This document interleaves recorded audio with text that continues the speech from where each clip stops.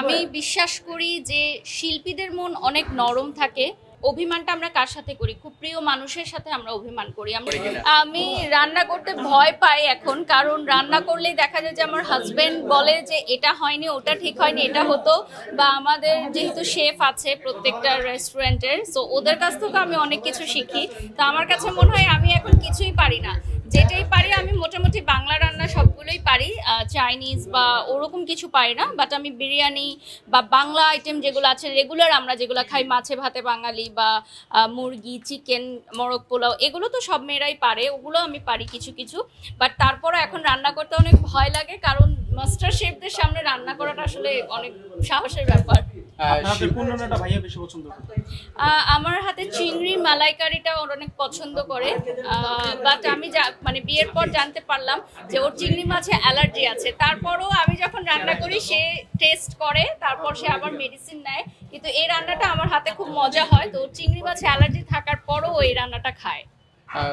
আপনাদের যে একটা সন্তান, সে কি সবথেকে বেশি পছন্দ করে খাবারের মধ্যে? সরি, আপনাদের যে সন্তান আছে, একমাত্র সন্তান, সে খুব দেখেছি সে কি পছন্দ করে খেতে? সে আমার মতোই স্পাইসি ফুড পছন্দ করে। মানে ওর বয়স মাত্র 3, কিন্তু তারপরও সে স্পাইসি ফুড অনেক পছন্দ করে।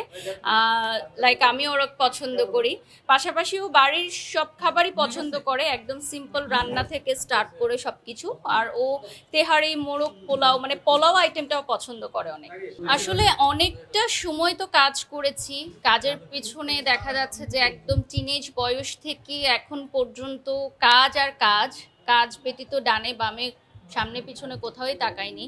তো এখন একটু বেছে বেছে কাজ করছি, পরিবারকে সময় দিচ্ছি। আমার মেয়ে বড় হচ্ছে, ওর স্কুল শুরু হচ্ছে, ওকে সময় দিতে হবে। এখন ওকে গড়ার জন্য আমাকে সময় দিতে হবে। আমি চাই ও লেখাপড়ার পাশাপাশি সাংস্কৃতিক অঙ্গনেও ভালো করুক। শুধুমাত্র এটা না, একটা বাচ্চাদের যেরকম মার্শাল আর্ট, আরবি পড়া, সাঁতার শেখা, আমার ইচ্ছা আছে ওকে একটা পরিপূর্ণ মানুষ হিসেবে গড়ে তোলা। এখন তো প্যারেন্টসরা অনেক বেশি কেয়ারফুল এবং বাচ্চাদের ব্যাপারে অনেক টেক কেয়ার করে, যেটা হয়তো 10 বছর, 20 বছর বা 30 বছর আগেও এতটা ছিল না। তো এখন আমি চাই যে অ্যাজ আ মানে মাদার আমি যতটুকু ওকে দেয়া সম্ভব ওকে তৈরি করে দিব করবার জন্য। আমি আজকে গাড়িতে আসার পথেই দেখছিলাম যে অনেক চিত্রনায়িকা, নায়ক, অভিনেতা, অভিনেত্রীদের নামে আসলে এই ধরনের কেস করা হয়েছে। তো যাদের সাথে আমার অনেকদিন কাজ হয়েছে, আসলে দেখা যায় কি প্রফেশনাল লাইফ, পার্সোনাল লাইফ আর রাজনৈতিক লাইফটা একেবারেই ভিন্ন।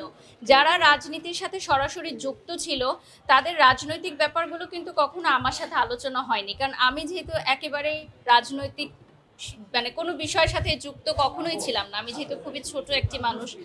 তো যারা আসলে রাজনৈতিক অঙ্গনে কাজ করেছে বা বিভিন্ন দল করেছে তাদের মধ্যে হয়তো রাজনৈতিক আলোচনা হয়েছে। আমার সাথে ব্যক্তিগতভাবে যাদের কাজ হয়েছে তাদের কখনোই কোনো প্রকার রাজনৈতিক আলাপ বা এই ধরনের কর্মকাণ্ড আমি দেখিনি, তাই আমি বলতে পারবো না। ডেফিনেটলি, কারণ আমি বিশ্বাস করি যে শিল্পীদের মন অনেক নরম থাকে।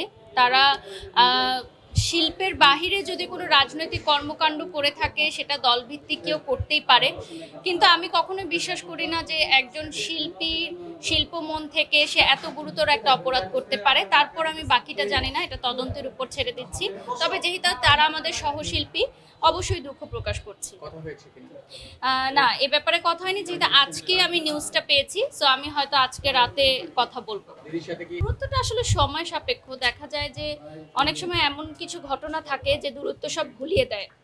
যেমন এখনকার যে নিউজটা আমি দেখেছি, এখানে কিন্তু কোনো দূরত্বই আমার মনে হয়নি। আমার কাছে মনে হয়েছে যেটা আমি একটা কল দেই বা আমি জিজ্ঞাসা করি, বা থাকে না অসুস্থতা বা বাচ্চাদের কোনো একটা বিষয়, তো দেখা যায় যে দূরত্বটা খুবই সাময়িক। মানুষ যখন অনেক বেশি আপন মনে করে তখন তার সাথেই কিন্তু অভিমান করে।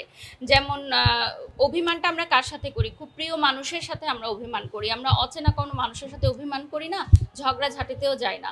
তো বিষয়টা আসলে এরকমই, যখন পরিবারের সদস্যরা খুব কাছাকাছি থাকে তখন মনোমালিন্য হতেই পারে, সেটা আবার ঠিক হয়ে যায়, জাস্ট সময়ের ব্যবধান। আমি সবসময় দিদির ভালো সময় খারাপ সময় পাশে ছিলাম, ঠিক তেমনই উনিও আমার বিভিন্ন খারাপ সময় আমাকে সাপোর্ট করেছে। তো এবারও তার ব্যতিক্রম নয়।